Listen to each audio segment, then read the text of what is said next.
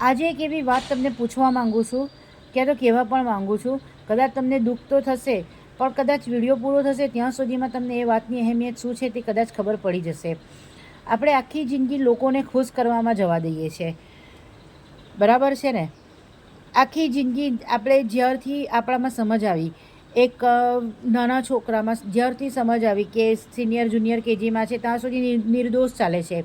જેવા આપણે ત્રીજા ચોથા ધોરણમાં આવી ગયા, પાંચમામાં આવી ગયા, ત્યારથી આપણને એક જ વસ્તુ છે કે મારો દોસ્તાર કે મારી બહેનપણી, તેને મારે ખુશ કેવી રીતે કરવા છે.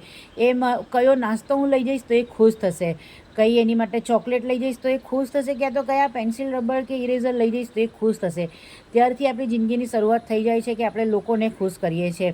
નાના હોઈએ છીએ ત્યારે ઘરનો માહોલ પણ એવો હોય છે કે મા બાપ એમ જ કહેતા હોય છે કે કંઈ નહીં, ચાલ તારી ફ્રેન્ડને ગમે છે તો તું લઈ જા.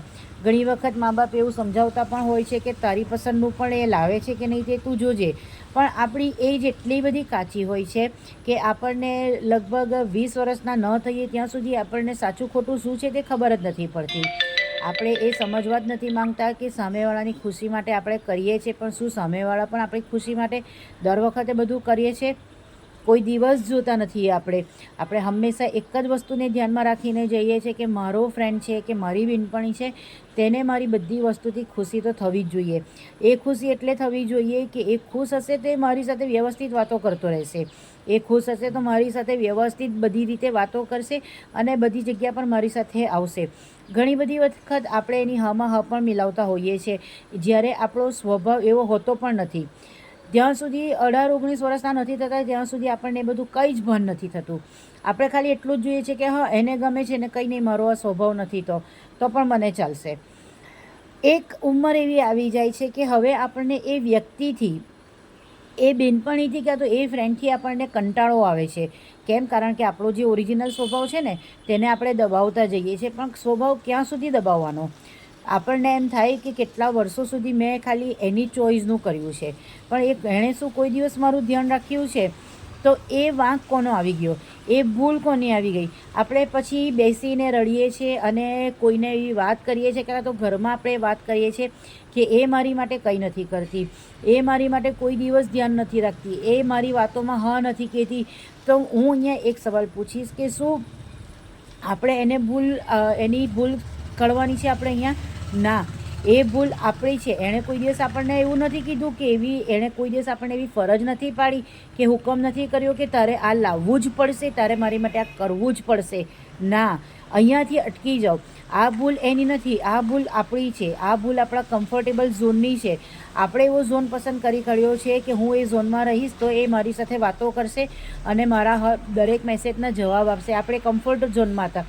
જો આપણે પહેલેથી જ અટકી ગયા હોતે, આપણા મા બાપે જ્યારે સમજાવ્યા હોતે કે એ તારી માટે કરે છે કે નથી કરતું તે પણ તું જો, આપણે ત્યારે ગાંધારી બની જઈએ છીએ. ગાંધારી બની જઈએ છીએ એટલે કે આપણે આંખ ઉપર પાટા મારી દઈએ છીએ અને આપણે જે જોવું હોય તેટલું જ જોઈએ છે. તો બને ત્યાં સુધી મને એવું લાગે છે કે આની અંદર વાંક આપણો પોતાનો છે. આપણે કમ્ફર્ટેબલ ઝોનમાંથી જો બહાર નીકળી ગયા હોતે ને તો આપણી ફ્રેન્ડશિપ ટકી હોતે. કારણ કે એક સમય એવો આવી જાય છે કે આપણને વ્યક્તિથી નફરત થવા માંડે છે અને એ નફરત થવા પાછળનું કારણ આપણે પોતે છે. એ નફરત થવા પાછળનું કારણ આપણે પોતે છે, કારણ કે આપણે જ દર વખતે એની એક્સપેક્ટેશન પ્રમાણે કામ કર્યું છે. આપણે એને કોઈ દિવસ એવું કીધું જ નથી કે તું પણ મારી માટે લાવ. એણે દર વખતે આપણને પણ નથી કીધું કે તું લાવ, પણ આપણને ગમે છે એટલે આપણે એની માટે બધું જ કરતા હોઈએ છીએ. પણ જ્યારે લડવાનો વારો આવી ગયો, ઝઘડવાનો વારો આવી ગયો, ત્યારે આપણે કઈ આર્ગ્યુમેન્ટ કરીએ છીએ? તે મારી માટે કર્યું, મેં તારી માટે કર્યું, તે મારી માટે કર્યું, તે મારી માટે શું કર્યું? યાર, અરે યાર, તમે પોતાની જાતને સવાલ પૂછો ને કે તમે કેમ એવા થઈ ગયા કે આટલા વર્ષોની દોસ્તી તમારી તૂટી ગઈ. જો દોસ્તી તૂટવી ન હોય ને તો તમે એવું લાગતું હોય, સપોઝ અત્યારે મારો વિડીયો તમારી સામે આવ્યો, તમને એવું થાય કે મેં બહુ વર્ષો, તમારો વિડીયો સાચો છે, મેં બહુ વર્ષો એની માટે કર્યું, એણે મારી માટે નથી કર્યું, તો અહીંયા હું તમને એક સલાહ આપીશ, ફ્રીની સલાહ આપીશ કે હવે સમય આવી ગયો છે, અટકી જાઓ.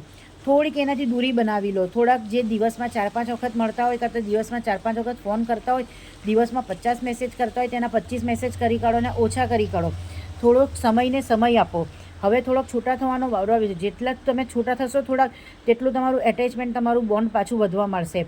ફોન ઓછા કરી કાઢો, મળવાનું ઓછું કરી કાઢો, એની માટે કંઈ કરવાનું ઓછું કરી કાઢો. બંધ નથી કરવાનું, ઓછું કરી કાઢો. ઓછું કરશો તો સામેવાળાને પણ ધીમે ધીમે ખબર પડવા માંડશે કે આને કંઈક તો નથી જ ગમતું, અને એ તમારી માટે ત્યાંથી કરવાનું શરૂઆત કરશે. તે વસ્તુને સમય આપો. જ્યારે તમે સમયને સમય આપશો ને, ત્યારે તમારો સમય બહુ સારો આવશે. મારો વિડીયો જો તમને ગમ્યો હોય ને તમને એવું લાગતું હોય કે આ પરિસ્થિતિમાંથી હું પસાર થઈ ગઈ છું, ક્યાં તો હું પસાર થઈ ગયો છું, અથવા તો હજી સુધી આ પરિસ્થિતિમાંથી હું પસાર થઈ રહી છું, તો વિડીયો ઉપર કોમેન્ટ કરજો. વિડીયો ગમે તો વિડીયોને શેર કરવો હોય તો જરૂરથી કરજો. પણ વિડીયો હકીકત છે, અત્યાર સુધીના મારા અનુભવ છે, મેં ઘણા બધા જોયા છે, અને અત્યારે પણ હું મારા સ્ટુડન્ટ્સોને એ વસ્તુ શીખવાડું છું. તો જરૂરથી કોમેન્ટ બોક્સમાં કરજો, અને આવા વિડીયો જોવા માટે મારી ચેનલને ફોલો જરૂર કરજો અને સબસ્ક્રાઈબ જરૂરથી કરી કરજો.